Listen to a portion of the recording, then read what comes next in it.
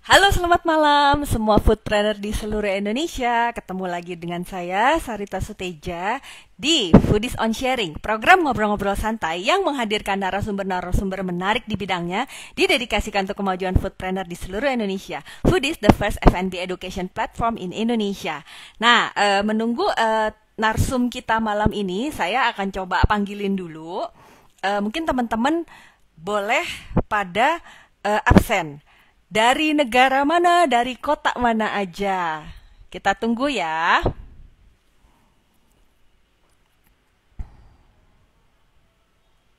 Wait, kita tunggu. Kita belum tersambung. Oke.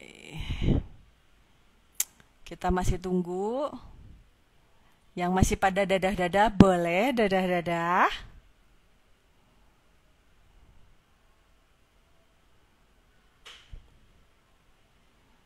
Masih belum muncul.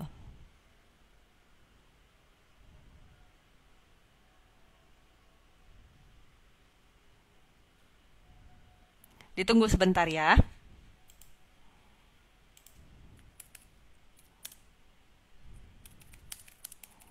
Ditunggu ya. Wait. Kayaknya ini dia sebentar. Oke. Kita tunggu. Nah, oh ya, saya mau kasih informasi aja nih. Halo, Mas Angga. Hai, Sebentar hai. ya. Sebentar. Nah, wajahnya baru Nah, kelihatan. Sebentar, aku terlalu sebentar. aku terlalu dekat nggak sih mukanya? Gini kali ya. Ya, segitu kayaknya. Biar lebih enak lihatnya. Sebentar ya. Soalnya kalau kalau terlalu Mau dekat kayak bapau. Aku mau nyapa dulu teman-teman. Nah, food trainer di seluruh Indonesia, selamat malam semua. Ketemu lagi dengan saya Sarita Suteja. Nah, mau nginfoin sebentar sebelum kita mulai sesinya sama Mas Angga.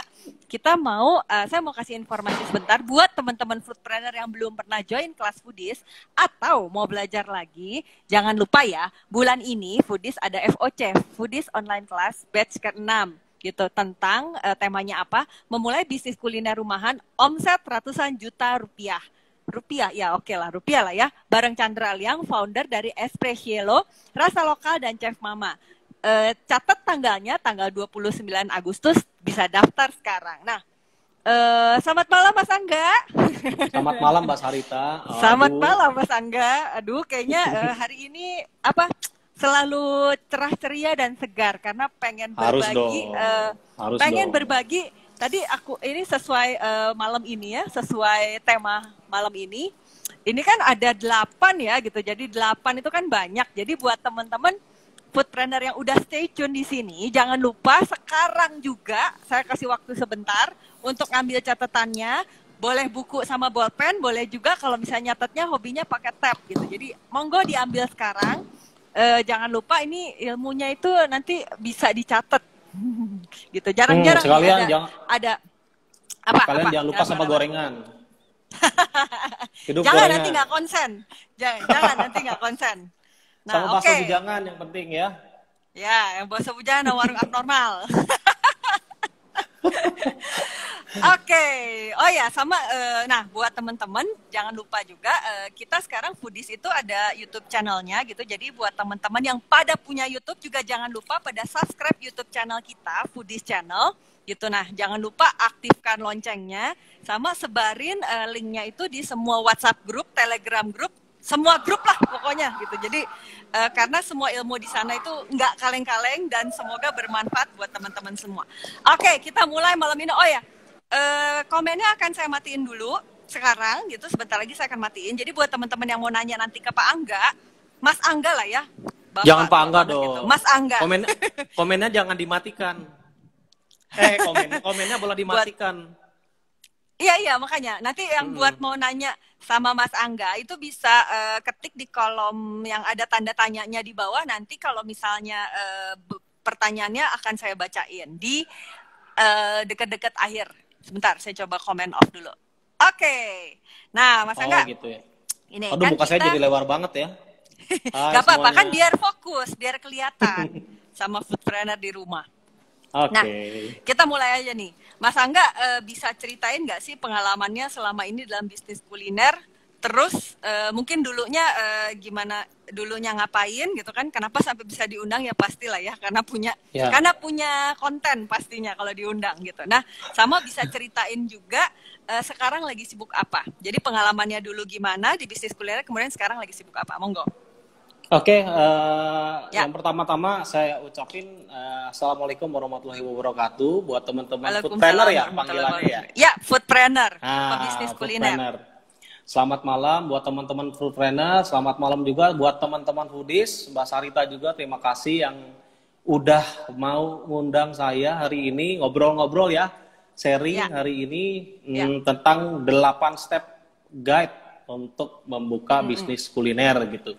Nah, dulu sih pengalamannya sebelum berbisnis kuliner sih sempat berkecimpung di beberapa bidang usaha ya, mulai Ya, dari event organizer sampai konsultan sih sebenarnya. ya, ya, ya. Eh, Dulu cukup lama bergerak di bidang event organizer, mungkin sekitar setahun apa 2 tahun ya lupa. Terus setelah itu 3 tahunan di apa namanya bisnis konsultan bareng dengan Ya, beberapa teman juga sebenarnya. Itu sampai akhirnya ya. melabuhkan hati dan cinta saya sama bisnis kuliner di tahun 2013. Oke. Begitu. Sekarang sibuk apa, Mas? Lagi sibuk apa Sekarang sih sibuk, sekarang? sekarang sibuk menata hati ya. Enggak, sekarang sih sibuk kegiatannya sehari-hari sih masih seneng apa namanya ngulik-ngulik aja bisnis. Lagi coba beberapa project baru juga di bidang kuliner gitu Ya. kan ya sambil apa namanya ya jalan ke ketemu sama beberapa orang-orang hebat untuk banyak berdiskusi dan cari insight mengenai bisnis kuliner ya tentunya ya. Ya. Begitu sih sebenarnya sekarang Oke. kebanyakannya. Tapi lagi ada satu project yang memang lagi kerjain sih dalam waktu dekat ini. Mm-mm. Kuliner lah ya pasti ya. Kuliner. Ya. Tetap Gitu. kayaknya hatinya tetap di sana. Nah, kita Hatinya mulai tetap aja di kuliner. sesuai dengan topik kita malam ini adalah how to start your F&B business 8 step guide lah bahasa Indonesia aja biar 8. gampang gitu. Apa aja tips-tipsnya ada 8. Nah, kita mulai aja dengan pertanyaan. Nah, apa aja sih sebenarnya 8 guide penting? Teman-teman boleh dicatat ya. 8 guide penting. Mungkin boleh diceritain dikit-dikit dulu kali ya, 1 sampai 3 dulu lah. Jadi biar Boleh. biar diceritain, dicatat, kemudian nanti coba saya ulangin lagi rangkumannya. Monggo. Boleh, oke. Jadi teman-teman, hari ini saya diminta sama tim Foodies untuk sharing mengenai 8 step untuk membuka bisnis kuliner ya. Jadi 8 hal ini kebetulan ini pengalaman pribadi saya setelah sekitar mulai 2013 start bisnis kuliner begitu. Jadi mudah-mudahan dari pengalaman pribadi ini bisa jadi apa namanya insight baru atau mungkin informasi baru buat teman-teman yang sudah jalan atau baru mau mulai nih bisnis kuliner gitu. Ya. Saya ingat pertama kali tahun 2013 itu start bisnis kuliner pertama bareng dengan teman-teman itu ya dengan bisnis nasi goreng mafia tentunya ya. Ya. Satu hal yang saya yakini sampai sekarang adalah ketika kita mau mulai berbisnis kuliner itu nomor 1 yang paling penting itu adalah start from why gitu. Why ya? Oke. Why Terus? gitu. Jadi mungkin dari peserta Foodies kali ini nggak semuanya adalah pebisnis kuliner yang udah jalan bisnisnya lama ya. Mungkin ada juga beberapa viewer, foodpreneur hari ini yang nonton IG Live hari ini yang sebelumnya mungkin bukan bisnis kuliner, tapi berencana mau pivot atau mau mulai berbisnis kuliner gitu. Jadi selalu saya share sama teman-teman bahwa yang paling penting pertama kali itu adalah apa yang membuat kamu tuh ingin berbisnis kuliner. Karena kalau tanya beberapa teman banyak sih alasannya ya. Dari mulai semua orang butuh makan kok, semua orang apa namanya senang jajan kok. Jadi kayaknya nggak perlu takut kalau misalnya nggak ada pembeli gitu. Atau kayaknya kalau bisnis kuliner sekarang nggak terlalu banyak, nggak butuh modal banyak deh gitu.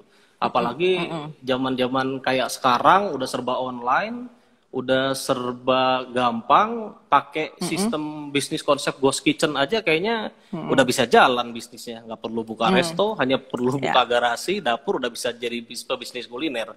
Atau mungkin ada yang sempat berpikir begini beberapa temen, gue jago masak gitu. Gue jago masak, gue bisa bikin apa misalnya, gue bisa bikin batagor, gue bisa bikin bakso, gue bisa bikin kue. Enak kali ya kalau jualan, kayaknya pasti laku. Secara gue masak enak banget gitu kan ya. Atau ada yang kepikiran kayaknya bisnis kuliner ini untungnya gede banget. Apalagi kalau misalnya udah buka kafe, ngelihat teman-teman pengusaha yang lain bisa buka franchise dan dari situ duitnya bisa gede banget. Jadi pasti orang itu ketika mau mulai start bisnis kuliner itu banyak banget alasannya. Banyak banget motivasinya, banyak banget idenya yang akhirnya dia bergerak mau bisnis kuliner.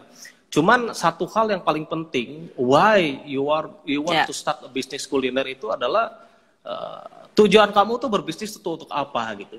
Banyak dari beberapa pebisnis hebat yang bilang bahwa ya kalau mau berbisnis itu adalah saya berharap ini bisa menjadi ibadah. Ketika saya berbisnis ini bisa menjadi bisa menjadi perantara rezeki dengan karyawan-karyawan, which is itu adalah salah satu hal yang selalu saya dan teman-teman yakini sampai hari ini gitu. Terutama ketika ingin mulai berbisnis kuliner, beberapa hal yang penting yang perlu dimiliki adalah ya pasti yang pertama punya punya jiwa entrepreneur ya, mindset entrepreneurnya. Apalagi mungkin buat di sini teman-teman foodpreneur yang maaf sebelumnya mungkin pegawai atau karyawan kantor gitu kan ya. Terus tiba-tiba gua mau mulai bisnis kuliner deh gitu. Ternyata bisnis kuliner itu nggak semudah membalikkan telapak tangan ya, kayak gampang-gampang sulit lah gitu ya. Jadi karena untuk pivot dari mindset pegawai jadi pebisnis itu memang ada effort gitu. Kan kalau entrepreneur itu biasanya dia punya mindset untuk berani ngambil resiko, harus mampu mengkalkulasi langkah bisnis dengan sangat teliti, dan juga dia punya mentalitas dan open minded orangnya. Terus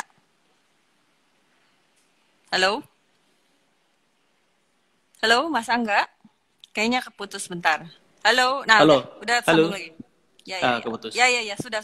Udah ya, oke. Sudah. Nah, jadi sorry ya, agak putus tadi ya. Oke. Mindset entrepreneur yang beda dimiliki dengan pegawai-pegawai pada umumnya ya salah satunya itu. Kalau mindset entrepreneur kan dia berani ngambil resiko, dia punya bisa mengkalkulasi langkah bisnis yang teliti, open minded, berani bertanggung jawab, menangani masalah yang ada di bisnis gitu. Beda dengan mentalitas pegawai yang contoh misalnya takut kalau misalnya gaji gue kurang gitu. Sedangkan kalau jadi pebisnis bisa jadi nggak punya gaji sama sekali kalau bisnisnya lagi rugi gitu. Dan hal itu yang cukup sangat fundamental. Salah satu hal yang cukup sangat fundamental diperlukan untuk teman-teman foodpreneur yang mau punya bisnis kuliner gitu. Terus yang kedua saya selalu share sama teman-teman dari sisi fundamental ini adalah knowledge gitu. Banyak kalau orang mulai ikutan seminar motivasi, wah, ya mau bisa bisnis kuliner, bla bla bla bla, ya action. Tapi akhirnya yang gagal juga banyak gitu kan ya.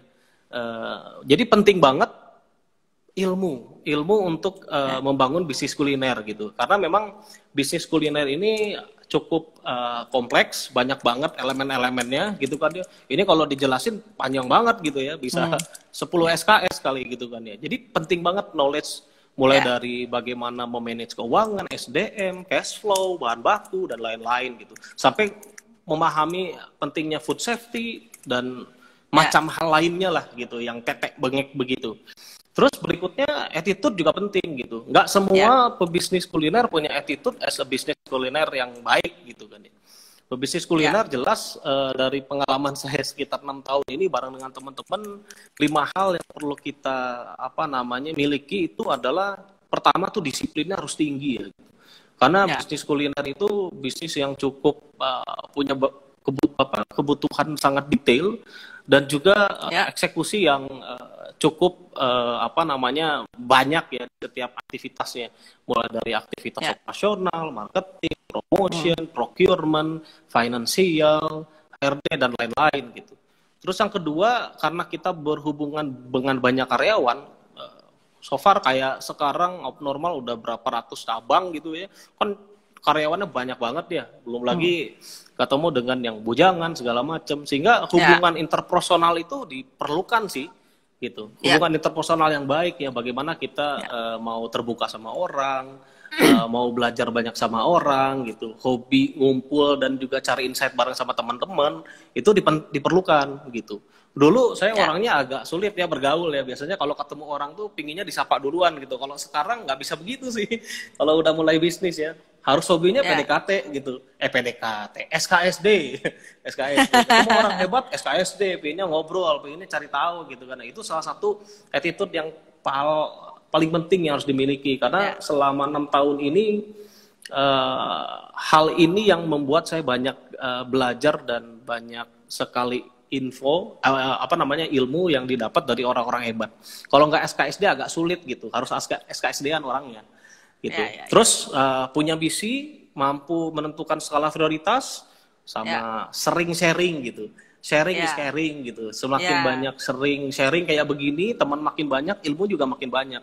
Saya percaya semakin banyak silaturahmi, rezeki makin banyak gitu. Semakin banyak teman, rezeki semakin panjang.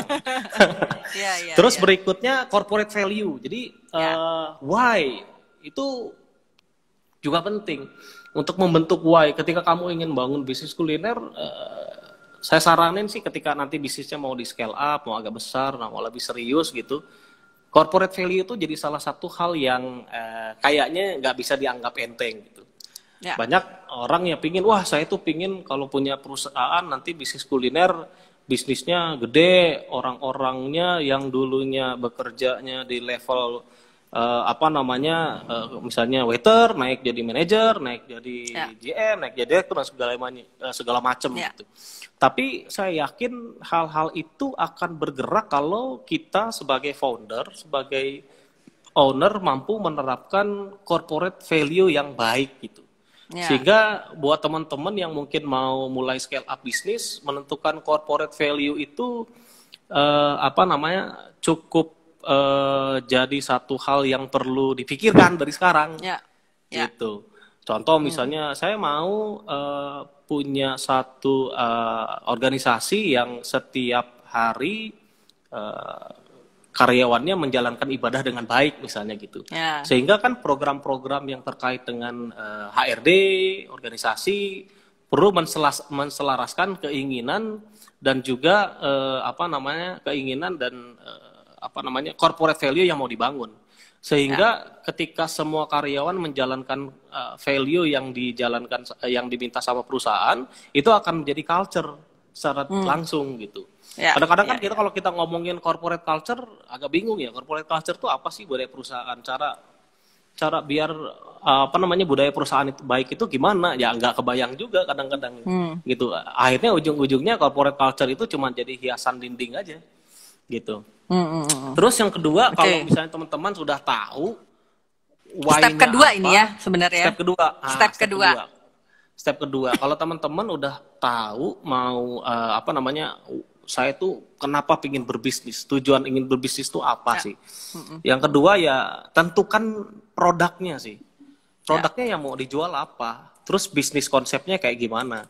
Jadi selama beberapa tahun ini saya ketemu banyak orang juga, banyak pebisnis kuliner yang hebat, udah sukses, ataupun ada yang baru mau hijrah ke bisnis kuliner. Saya ketemu ada beberapa orang, beberapa tipe gitu. Ada yang mulai dia mau bisnis kuliner tapi nggak tahu mau jual produknya apa, gitu. Tapi ada juga yang udah mau tahu jualan apa, tapi nggak kebayang ya gimana cara jalaninnya. Atau ada yang udah level dewa gitu, udah tahu mau jualan apa dan kebayang mau ngejalaninnya kayak gimana gitu. Jadi mungkin untuk beberapa teman yang masih belum kebayang mau ngapain, mau jualan apa, mungkin ada beberapa simple tips ya dari saya. Yang pertama sih mulai aja dari yang udah laku ya.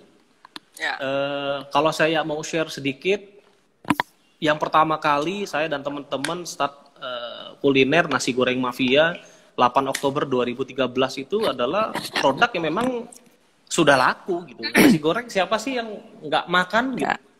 Gitu. Bakso bujangan siapa sih yang nggak makan gitu. Mie siapa sih yang nggak makan gitu. ayam goreng siapa sih yang nggak makan? Which is basically semua produk-produk yang memang kita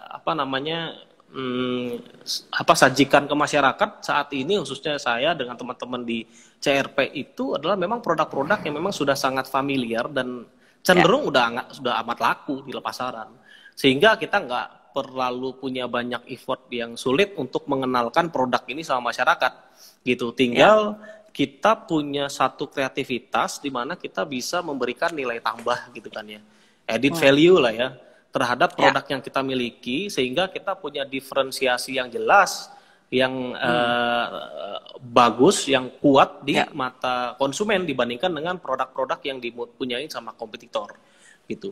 Atau mungkin saya udah punya lokasi tapi bingung mau produk apa gitu kan ya. Banyak juga kan bisnis yang nggak ngerti mau jualan apa tapi dia udah punya tempat gitu kan ya. Biasanya sih sarannya kalau udah misalnya sudah punya tempat, teman-teman bisa pelajarin letak geografisnya ya. Di situ populasinya sekitarnya itu seperti apa sih gitu kan ya. Pelajarin behavior marketnya, siapa marketnya yang ada di sana. Nah dari situ mungkin bisa mulai tarik produk apa yang cocok, yang bisa kita kasih buat market di situ. Ya, seumpama misalnya kita memang sudah punya tempatnya gitu. Karena kayaknya akan lebih mudah kalau kita misalnya jualan kalau marketnya sudah ada sebenarnya kan gitu. Terus yang kedua setelah kita tentukan produknya apa, terus bisnis konsep. Nah, bisnis konsepnya mau kayak gimana gitu. Kalau beberapa konsep bisnis kuliner kan kalau saya bagi biasanya yang umum ada 3 ya. Mau bentuknya cafe, mau street food, atau mau ghost kitchen. Kayaknya sekarang kan tiga bisnis konsep ini yang lagi booming gitu kan ya. Kalau misalnya kafe ya pasti setiap bisnis konsep ini punya kelebihan dan kekurangan masing-masing, punya kekuatan dan kelemahannya masing-masing ya.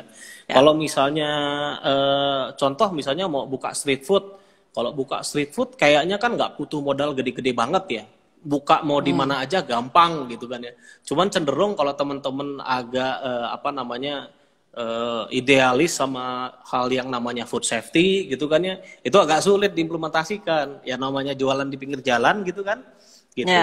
Tapi cenderung memang kalau untuk yang orang-orang yang nggak punya modal terlalu banyak, mungkin food street cukup gitu, apalagi untuk menyasar market yang SC misalnya gitu kan ya, dengan harga yang murah 5.000, 10 ribuan, 20 ribuan produknya ya mungkin cocok gitu.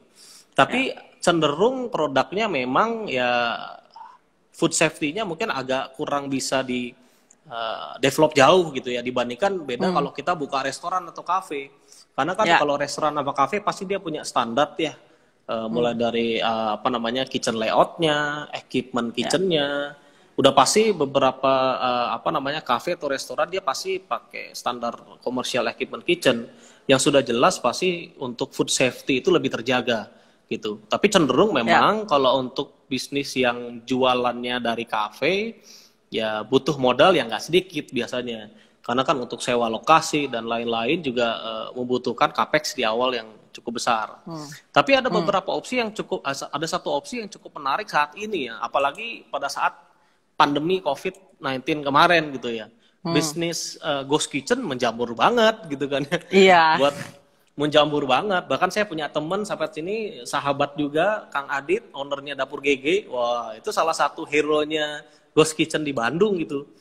Mulai dari garasi, terus dia jual ayam geprek, sehari 10-20, sekarang udah omsetnya gila-gilaan gitu. Padahal jualnya cuman ayam geprek, nggak butuh tempat gitu kan ya. Nggak perlu repot-repot karyawannya banyak, nggak perlu tempat duduk dan lain-lain gitu ya, semua serba online gitu. Cuman memang bisnis konsep seperti ini dia hanya menyandalkan online delivery gitu kan ya.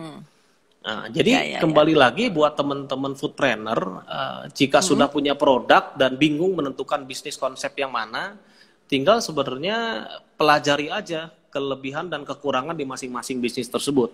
Selain itu juga kita perlu menilik ya, kita perlu melihat kemampuan internal kita, gitu kan ya. Jika punya cukup modal besar ya silahkan buka kafe gitu kan ya, karena high risk high return, semakin besar resikonya kemungkinan returnnya juga besar gitu, asal kita mengelolanya dengan baik gitu.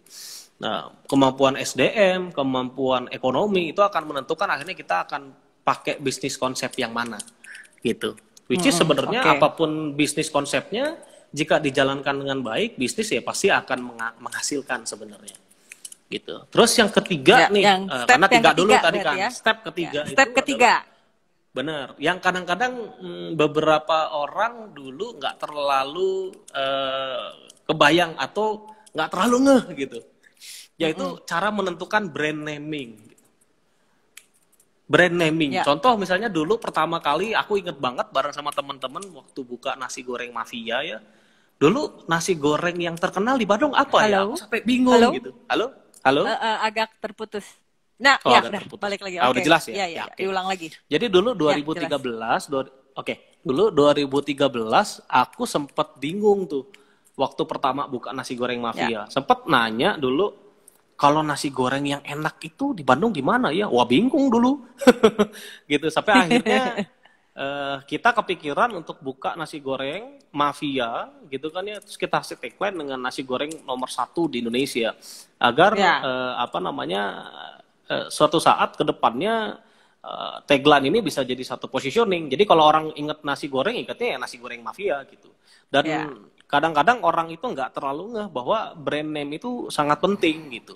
Jadi teman-teman kalau misalnya mau cari atau mau buat brand naming, saya punya tips. Yang pertama, yang penting itu namanya unik, singkat, gitu, mudah diingat, terus mudah diucapkan. Jangan lupa nama brand juga disesuaikan dengan siapa target marketnya, gitu. Sama yang terakhir, sesuaikan brand sama karakter konsumen, itu sangat penting. Biasanya itu akan lebih melekat dan mudah bisa cenderung punya potensi lebih besar untuk jadi top of mind customer. Gitu Mbak Sar. Halo. Nah, udah. Oke. Tadi sampai ke 4 ya? Udah ya tadi ya? Kayaknya tadi agak putus sedikit. Sesuaikan mungkin kayaknya mikrofonnya aku kepencet sama aku kayaknya. Enggak, tadi agak ini. Oke, berarti tadi udah 3 step nih ya. Udah 1, 2, 3. Coba aku sedikit rekap dikit aja ya gitu. Jadi step pertamanya itu adalah mulai dari why-nya dulu.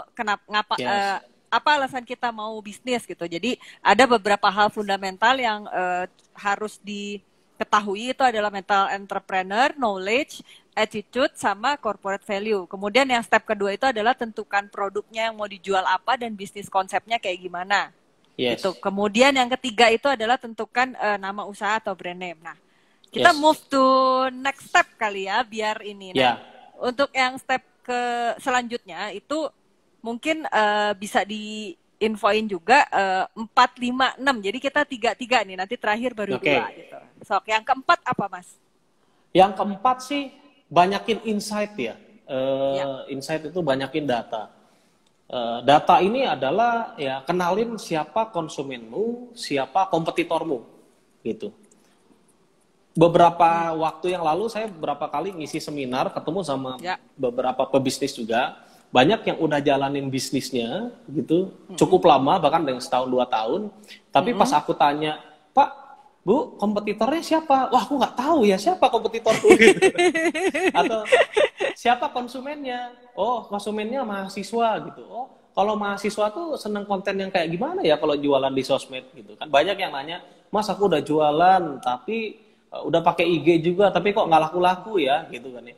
Pas dilihat produknya untuk mahasiswa tapi foto-fotonya nggak menarik untuk dilihat sama mahasiswa, generasi mahasiswa gitu. Itu juga cukup disayangkan. Sehingga insight mengenai customer dan jadi kompetitor juga penting. Karena kita tahu ya, namanya customer itu setiap saat behaviornya berubah. Sehingga bisnis itu polanya setiap saat itu bisa berubah sesuai dengan konsumen itu behaviornya kayak gimana gitu. Bahkan jelas kompetitor atau semua bisnis yang ada di dunia juga didrive sama behavior konsumen. Sebelum COVID mungkin dulu orang sering banget nongkrong gitu kan ya. Tapi setelah COVID ini, pas COVID nongkrong mungkin dilarang gitu ya. Sehingga tren untuk jajan online lebih tinggi gitu ya.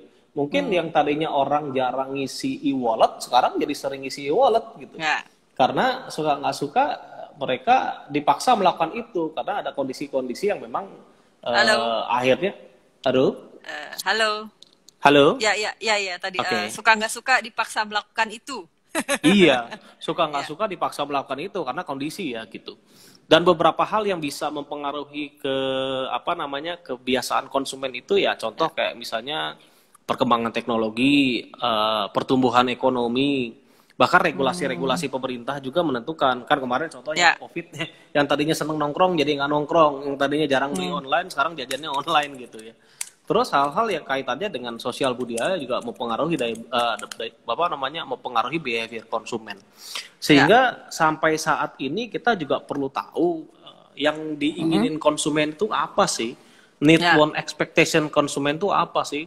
Saya butuh makan, konsumen butuh makan, need kan ya, kebutuhan. Makannya maunya apa ya? Oh makannya makan ayam. Yang kayak gimana ayamnya? Yang hmm, pedas? Oh yang kayak yang pedas ke sini. Oh yang asin ke sini. Oh saya pingin makan ayam tapi yang kafenya ada wifi-nya. Oh berarti ke sini gitu kan ya. Sehingga need one expectation ini kita perlu amati apa sih need one expectation-nya target market kita. ya, Karena saya yakin bisnis yang baik itu adalah bisnis yang memenuhi kebutuhan pasar.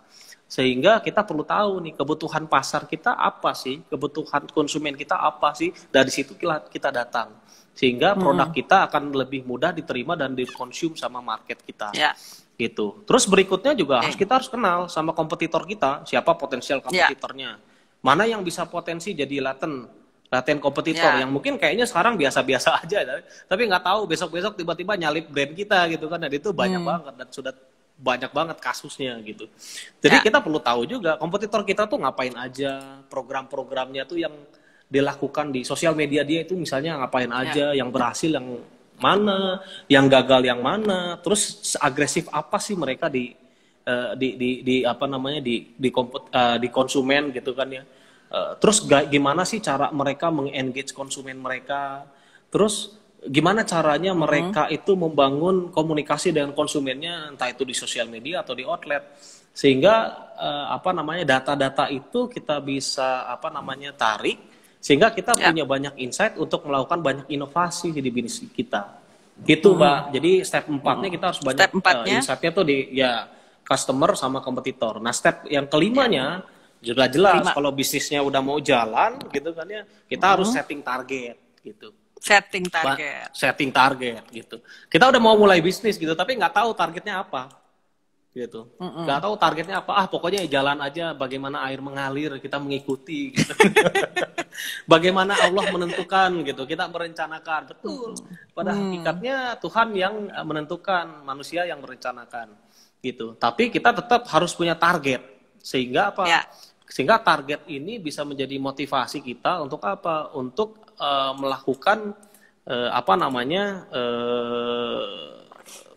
menentukan arah bisnis tujuan ini mau ke bisnis itu ya, tujuannya mau kemana, model bisnisnya kayak gimana. Kalau targetnya salesnya gua misalnya 2 miliar dalam waktu 1 tahun, ya, kayaknya nggak mungkin kalau hmm, street food, for example kayak begitu. Berarti gua harus bikin cafe yang sehari kunjungannya 100 orang misalnya.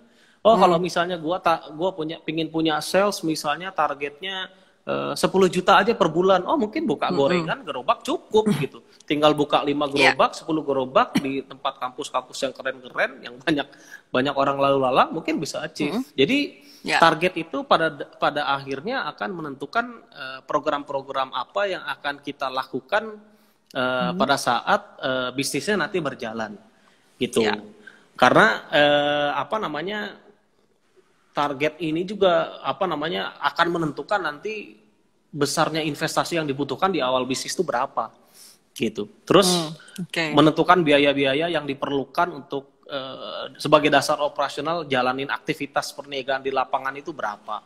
Sampai hmm, ke hmm, bagaimana nentuin strategi marketing, promotion, operasional, apa yang bilang target gitu. Jadi hmm, target itu penting ya. Kalau bahasa ya, motivasinya juga, kalau lu punya target mau sekaya apa, mau punya cabang berapa, mau punya pensiun, hmm, mau pensiun di umur berapa. Nah kalau bisa ya, dari awal udah punya tuh, biar nanti sambil jalan bisa sambil create milestone-nya hmm, gitu. hmm. Terus step keenam yang paling Step penting keenam, juga, yes, yang step keenam yang paling penting juga adalah kita harus merencanakan operasi dengan matang ya, gitu.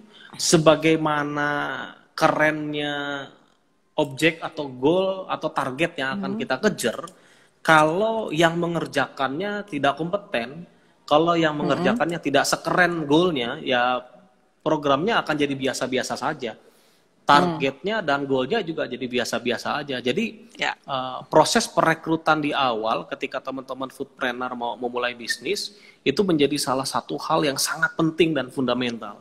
Karena ujungnya orang-orang yang akan menjalankan program-program ini yang mau tidak mau, suka tidak suka menjadi salah satu kontributor besar kita akan berhasil atau tidak.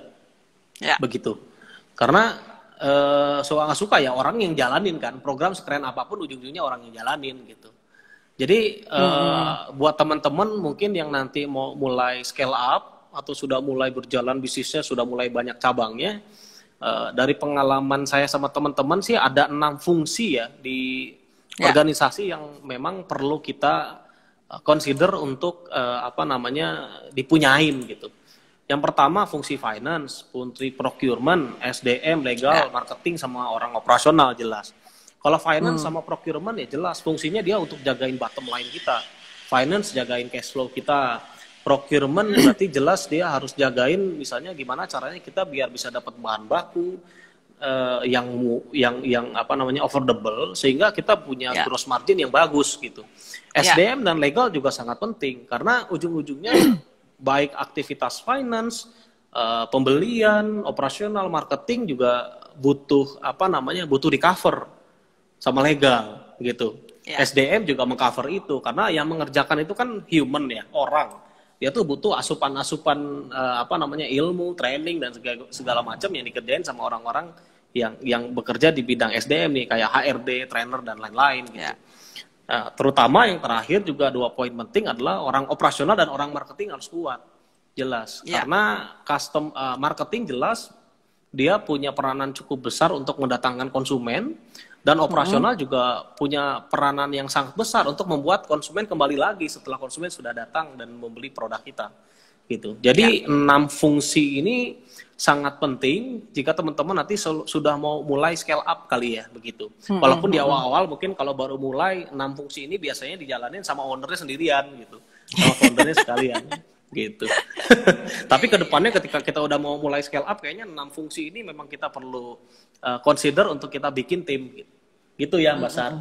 Oke, nah Mas ini yang nomor 5 itu kan cukup menarik ya sebenarnya setting target nih kan temanya gitu. Nah sebenarnya ya ada nggak sih cara paling mudah untuk nentuin target kita itu gimana gitu? Apakah kita harus nyeting targetnya lebih ke pesimis atau optimis nih kira-kira? Tergantung ya. Biasanya kalau misalnya kita menyeting target itu selalu bikin 2 opsi. Mana target yang optimis, mana target yang pesimis. Karena dari situ kita bisa mengambil acuan ya. Kalau misalnya untuk kejar target yang optimis berarti program apa yang harus kita lakukan. Untuk kalau yang pesimis hasilnya kayak gimana? Oh, berarti programnya kayak gini. Berarti kalau misalnya mau optimis harus kayak gimana gitu. Biasanya sih kalau misalnya ngobrol sama beberapa temen khususnya mungkin ada beberapa teknik nyeting target kalau mau ketemu investor misalnya gitu. Biasanya sih kita kasih 2 opsi, misalnya Mas ini kalau pesimisnya kayak gini, optimisnya kayak gini gitu. Kalau langsung nyetelnya optimis kan tiba-tiba nggak nyampe agak repot juga nanti ke depannya gitu. Jadi better kalau kita punya 2 model sih lebih bagus Mbak gitu. Oke. Nah, teman-teman, aku mau ngingetin lagi ya, sebetulnya tadi ini sebenarnya ada beberapa pertanyaan udah masuk, tapi ada beberapa yang bertanyanya itu tentang investor misalnya. Nah, sedangkan ini kan kita lagi 8 step guide ini kan sebetulnya untuk start your F&B business, artinya untuk pemula. Jadi kalau misalnya ngomongin untuk investor, mungkin aku bisa rekomendasi teman-teman bisa join ke Foodies Telegram channel. Nanti di sana kita juga ada ada ebook yang kita sharing secara rutin. Jadi banyak banget tema-tema lainnya selain yang start your F&B business. Kemudian selain itu kita juga ada di YouTube channel. Nah, di YouTube channelnya Foodies itu ada juga beberapa video yang khusus ngebahas tentang investor gitu. Jadi bisa langsung dicari aja di Foodies YouTube channel. Di sana ada bahasan tentang investor. Nah, sekalian aku mau ngingetin sebetulnya kalau untuk Foodies YouTube channel itu teman-teman juga jangan lupa bisa subscribe sama klik tanda loncengnya gitu. Jadi biar setiap kali kita ada update baru itu teman-teman akan bisa akan bisa masuk langsung di notification masing-masing. Akan menjadi orang pertama yang tahu. Ya. Nah, Mas Angga nih, ini kan udah 1, 2, 3, 4, 5, 6. Oh ya, aku coba rekap dulu. Sebenarnya tadi berarti yang step keempatnya itu adalah insight atau banyakin data. Jadi harus mengetahui konsumen dan kompetitor kamu. Kemudian yang step kelimanya itu setting target.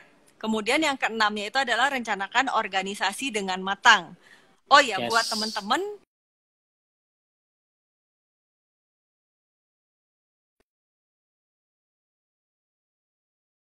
Halo, tadi mati ya. Halo, teman-teman, udah kelihatan.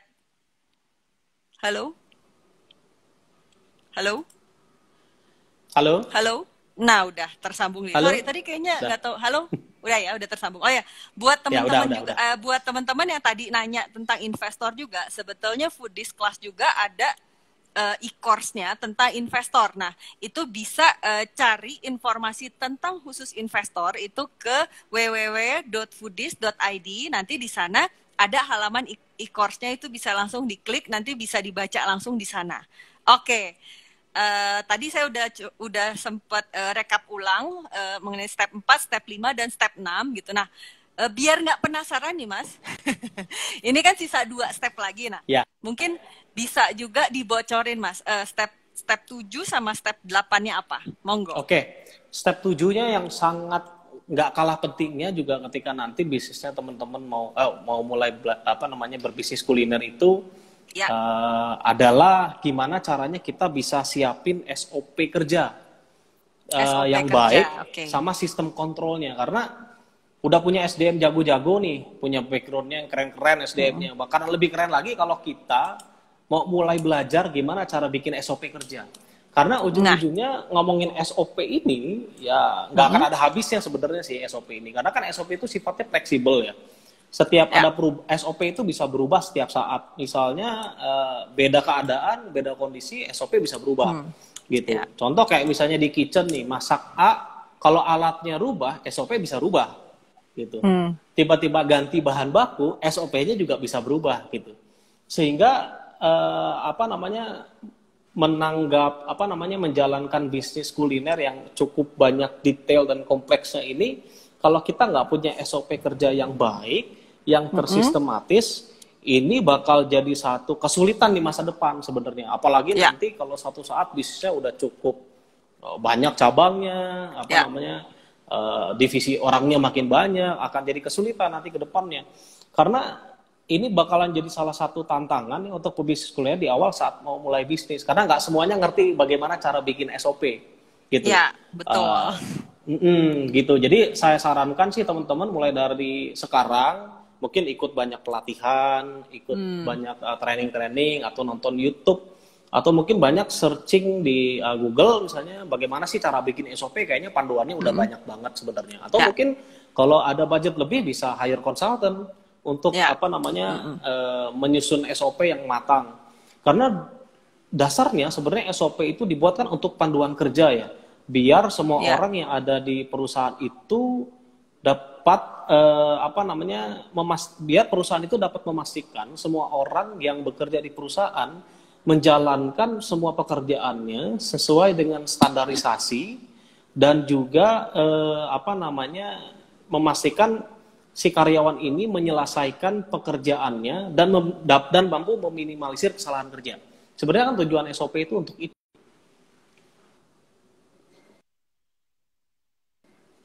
Ya. Halo? Ya. Halo. Jelas ya suara saya ya? Ya, kedengeran kok. Oke. Ya, sehingga jelas. Pentingnya SOP itu Mbak gitu. Karena ujung-ujungnya SOP ini akan menjadi salah satu dasar yang akan membuat karyawan kita tuh bekerja sesuai dengan koridornya gitu. Dan SOP ini akan mampu mengguideline karyawan kita bekerja sesuai dengan target yang akan kita kejar gitu. Terus yang paling akhir, dan ini juga sangat penting, adalah legal gitu. Oh, Biasanya itu step teman-teman ke-8 berarti ya tadi ya. step 8, ya, step Ya. 8 gitu. Hal-hal yang sifatnya legal atau perizinan-perizinan lah gitu. Dulu kan Ya. waktu awal-awal mulai bisnis aku pun ngalamin gitu. Oh, Ya. nggak ngerti ternyata kalau buka bisnis gini harus ada perizinan yang kayak A, B, C, D segala macam, dan itu banyak banget gitu. Sehingga mulai dari sekarang mungkin teman-teman perlu pelajarin ya, kalau misalnya mau buka bisnis kuliner itu izin-izin yang dibutuhkan dan perlu dipersiapkan di awal itu apa sih? Misalnya, apakah kayak misalnya, oh harus ngerti yang namanya izin domisili usaha tuh kayak gimana, Ya. surat izin usaha perdagangan itu kayak gimana, dan tek-tek perizinan-perizinan yang lain. Karena ujung-ujungnya legal ini dibutuhkan biar bisnis yang kita jalanin itu nanti safe ke depannya. Gitu. Kalau udah banyak kan cabangnya segala macam, nanti hal-hal yang berkait dengan regulasi pemerintah itu kita pasti akan diawasi. Gitu. Sehingga kalau kita dinaungi dengan legal, biasanya bisnis kita itu akan safe, terutama buat teman-teman yang mau leverage bisnisnya biar lebih besar gitu. Gitu sih, Mbak. Ya. Nah, Mas, ini sebenarnya nyambung juga. Sebenarnya aku mau nanya, ada yang nanya juga sebenarnya tadi tentang SOP, tapi aku coba rekap aja deh sama pertanyaan aku juga. Nah, ngomongin SOP nih, ada nggak sih Mas cara buat SOP yang paling sederhana banget lah, yang sederhana banget untuk teman-teman UKM tuh gimana sih Mas sebenarnya, yang simpelnya? Kan kalau ngomongin SOP kan kalau yang ngerti sih, oh ya gampang gitu. Tapi kan kadang-kadang saya aja orang awam kadang nggak terlalu mudeng gitu. Oke, SOP itu standard operating procedure. Tapi gimana cara buatnya gitu? Yang gampang, tapi yang paling simpel banget. Nah, yang paling simpel banget ya. Dulu pertama saya mau share, dulu juga waktu awal berbisnis kuliner nggak kebayang sih SOP itu kayak gimana sih sebenarnya. Sampai akhirnya yang pertama yang saya lakukan, mungkin saya kasih tips saja beberapa yang saya lakukan sampai akhirnya bisa membuat sebuah SOP gitu kan ya. Karena sebenarnya kan SOP yang simple atau nggak simple itu, SOP itu kompleks sih. Ada yang simple, ada yang nggak simple, macam-macam gitu. Nah. Yang pertama yang perlu dilakukan itu adalah kita perlu tahu SOP itu apa. SOP itu sebenarnya secara deskripsi itu apa sih? Standar operasional prosedur. Standar operasional itu apa? Kita perlu tahu deskripsinya, gitu. Terus yang kedua, kita perlu banyak insight model-model SOP di bisnis kuliner itu seperti apa sih? Kalau misalnya searching di Google itu banyak banget sih sebenarnya. Itu banyak banget sistem SOP. Bahkan di di beberapa website yang seperti portal HR dan segala macam itu banyak juga yang nge-share contoh-contoh SOP kerja gitu. Terus yang ketiga, kalau mau buat SOP itu yang paling penting adalah kita harus mau turun ke lapangan gitu. Nah, sehingga kita bisa tahu dan bisa dengan sangat clear mengetahui proses dari mulai tahap per tahap sampai selesai gitu. Contoh misalnya SOP menyapu ruangan begitu, SOP menyapu lantai gitu kan ya. Kita itu akan bisa lebih mampu menjiwai, akan mampu membuat SOP-nya lebih simple kalau kita sudah melakukan itu di lapangan gitu. Sehingga kita bisa tahu step by step-nya gitu. Yang sulit ketika membuat SOP itu adalah ketika kita bikin sebuah sistem tapi kita tidak terlibat di sistem itu. Sehingga sangat penting buat teman-teman di foodies hari ini, foodpreneur, untuk mau turun ke lapangan dan juga mau belajar lagi di lapangan bareng sama karyawannya mungkin gitu. Oh, aku mau bikin misalnya karyawanku selalu salah kalau bikin ayam gorengnya nih gimana sih, padahal udah dikasih SOP yang benar gitu ya. Padahal pas turun ke lapangan ternyata SOP-nya yang salah gitu. Banyak tuh kejadian-kejadian begitu. Iya. Sehingga penting banget teman-teman foodpreneur kalau misalnya mau belajar SOP harus turun ke lapangan gitu. Sehingga SOP-nya bisa dicek periodik. Selain itu juga fungsinya untuk melakukan proses back to back control ya. Untuk selalu memastikan bahwa SOP yang kita kasih ke karyawan itu memang SOP yang up to date dan memang relevan dengan kondisi sekarang. Ya. Nah, Mas, ada nggak, ini pertanyaan juga sebenarnya dari, ada yang nanya juga tadi di kolom pertanyaan, ada nggak sih Mas referensi untuk bisa belajar bikin SOP? Ada nggak referensinya? Oke, kalau saat ini sih aku nggak bisa mereferensikan satu platform tertentu ya. Gitu. Tapi hope kedepannya pasti foodies bisa dong. Foodies bisa banget gitu kan ya. Nanti belajarnya sama foodies. Tinggal mungkin setelah ini mungkin ada sesi-sesi di mana akan membahas bagaimana cara bikin SOP yang benar gitu. Kita panggil orang yang ahlinya gitu kan ya. Nah, di situ kita bisa belajar banyak tentang SOP. Cuman kalau misalnya diminta untuk mereferensikan, saya sih tidak punya satu platform atau website atau satu media khusus gitu. Tapi sejauh ini sih saya belajar membuat sebuah SOP itu banyaknya dari internet, terus akhirnya saya buat standar sendiri, which is sebenarnya customize sih kalau SOP itu kan sebenarnya. Standar-standar umum sebenarnya banyak banget, dan mau pakai standar apapun nggak ada yang salah. SOP itu nggak ada yang salah, nggak ada yang bener. Mau template apapun ya oke-oke aja gitu kan ya sebenarnya. Tinggal semakin kesini ya sering ngobrol sama orang yang udah pengalaman, sering ngobrol sama yang udah punya bisnis kuliner lebih besar, lebih lama, lebih ngerti gitu kan ya. Sehingga sambil kesini sambil sini ya sistemnya diperbaharui terus gitu. Jadi kalau misalnya mau tanya referensinya kemana, coba sering ngobrol-ngobrol aja kali ya sama orang yang udah jago bikin SOP gitu. Atau kalau mau lebih simpel yang seperti saya bilang tadi, hire consultant aja, karena consultant can do anything gitu, karena dia pasti tahu dan pasti ngerti. Ya, nah oke Mas, coba aku sedikit rekap dulu ya dari tadi kan ada 8 step. Gitu kan, yang pertama itu adalah tadi harus start from why, gitu beberapa hal yang fundamental bicara why, ada beberapa hal fundamental yang harus diketahui, itu adalah mental entrepreneur, knowledge, attitude, dan corporate value. Gitu. Yang step yang kedua adalah tentukan produk dan konsep bisnis. Yang ketiga itu adalah tentukan nama usaha atau brand name. Yang step yang keempat itu adalah harus punya insight dan perbanyak data, di mana kita harus mengetahui semua data tentang konsumen dan kompetitor kita. Yang kelima itu adalah setting target. Target itu bukan cuma target sales, tapi ada target cost-nya juga. Yang keenam adalah rencanakan organisasi dengan matang. Gitu. Kemudian yang ketujuh adalah siapkan SOP kerja dan sistem kontrol yang baik. Yang kedelapan itu adalah sistem legal. Nah, Mas, itu kan tadi ada itu udah ada poin 1 sampai 8. Nah, buat teman-teman yang masih mau tanya, saya masih tungguin bisa ditanya ke kolom pertanyaan. Kemudian buat Mas Angga nih gitu, ada nggak Mas pesan-pesan lah gitu, pesan-pesan atau referensi buku atau misalkan pesan-pesan untuk teman-teman pebisnis kuliner itu apa aja tuh, Pak? Singkat aja. Oke. Kalau referensi buku sih ya saya merekomendasikan yang buku terakhirnya Mbak Sarita nih yang buat nih sama teman-teman. Iya. Ya aku merekomendasikan buku itu sih karena aku baru baca, hampir mau tamat nih bentar lagi nih. Dan 55 kesalahan fatal dalam berbisnis kuliner ya. Karena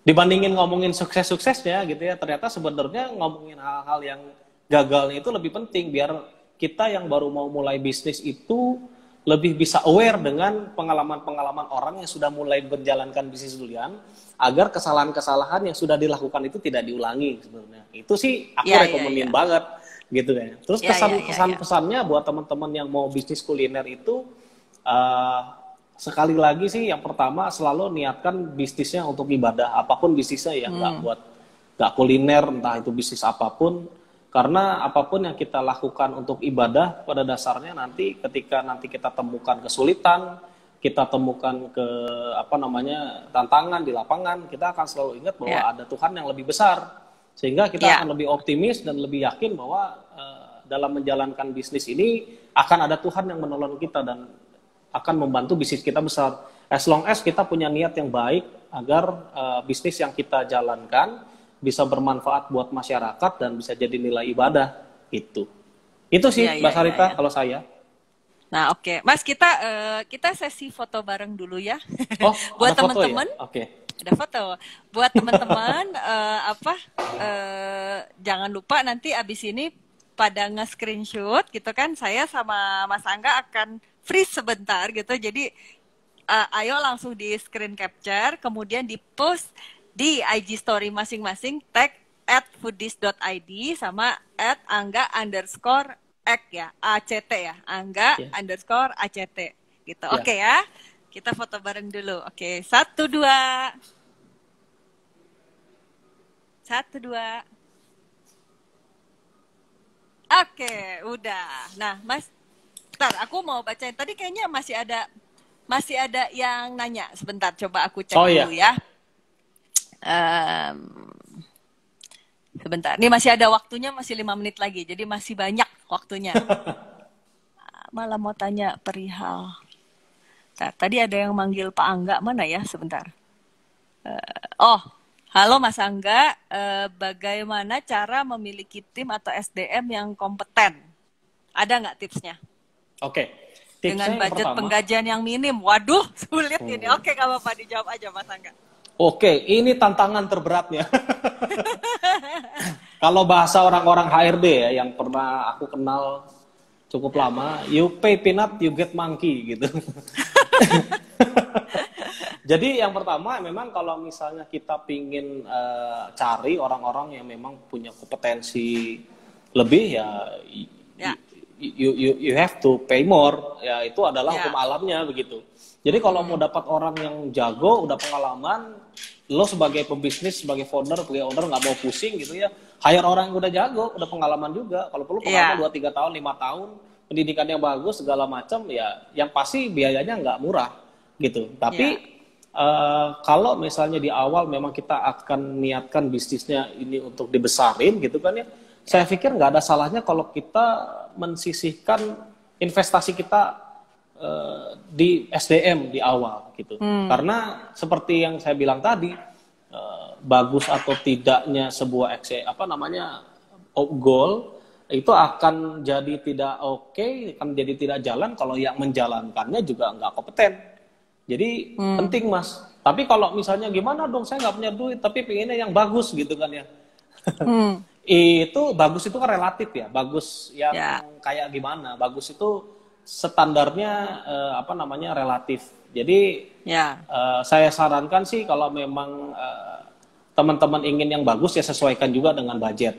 Kalau ternyata memang masih belum puas ya berarti kita sebagai owner, kita sebagai pebisnis yang harus lebih pintar dulu. Sehingga ketika kita punya tim yang mungkin teman-teman masih merasa timnya masih kurang mampu, ya kita yang harus ngajarin mereka biar mereka jadi lebih hebat gitu. Kalau bisa lebih hebat dari kita, sehingga ketika kita nggak ada di tempat usaha kita pun bisnisnya keren aja gitu. Karena orang yang mengerjakan di lapangan minimal kemampuannya sama kayak kita gitu, Mbak. Iya benar. Oke, berarti ya memang harus kalau di awal mungkin emang harus owner yang belajar lebih banyak kali ya gitu. Baru nanti ketika usahanya sudah mulai membesar kita maksudnya profitnya udah mulai bagus, mungkin kita mulai bisa berpikir untuk meng-hire orang yang lebih tinggi salary-nya gitu, agar bisa menangani organisasi kita dengan lebih baik lagi ke depannya. Nah, terus aku mau ngingetin lagi sebenarnya buat teman-teman foodpreneur yang belum pernah join kelas Foodies atau mau pengen belajar lagi. Nah, bulan ini di Foodies itu ada FOC, Foodies Online Class, batch ke-6 tentang memulai bisnis kuliner rumahan omset ratusan juta. Gitu. Bareng pematerinya itu adalah Chandra Liang, founder Espressielo, Rasa Lokal, dan Chef Mama. Jangan lupa tanggal 29 Agustus. Jadi daftarnya itu harus sekarang ya. Oke, paling segitu dulu. Ini udah di warning sama IG saya. Sebentar lagi 1 menit lagi. Habis. Ya, oke kalau gitu terima kasih buat Mas Angga sharing-sharing 8 stepnya hari ini gitu kan. Thank you banget buat waktu 1 jamnya. Terima kasih juga buat teman-teman foodpreneur di seluruh Indonesia yang sedang dan masih mantengin kita terus. Jangan lupa pantengin terus Foodies on Sharing itu kita sekarang masih lakukan setiap hari. Doakan kita bisa setiap hari seterusnya ya gitu. Nah, sama jangan lupa subscribe channel YouTube-nya Foodies, aktifkan loncengnya sama sebarin link-linknya ke semua grup WhatsApp, grup Tele, dan semua grup yang ada dan sosial media. Oke, segitu aja dari saya. Sampai ketemu di Foodies on Sharing selanjutnya. Dadah! Dadah!